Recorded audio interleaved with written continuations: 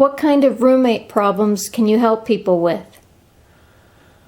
Well, I guess the best way to answer the question, since I've been hoping for an opportunity to put this out there, is to list the three.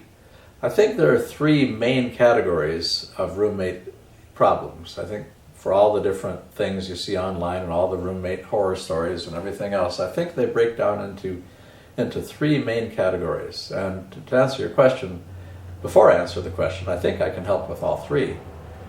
The first category would probably be trust, which is someone agrees to do something, they agree to pay their share of the rent, or they agree to not eat your food when you bought it, and they violate that. They're not there when the rent is due, or they do take your stuff and don't offer to replace it. So there's the trust issue.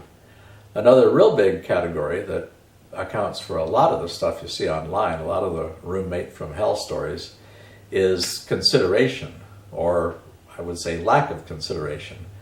I mean, and let's face it, we're all reasonably intelligent here, and none of us are, I think, completely oblivious to realities.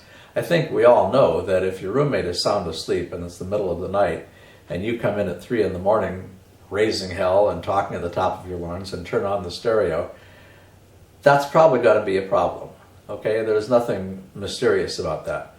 And yet that happens. So that's a real big red flag to me, and that's the category of consideration.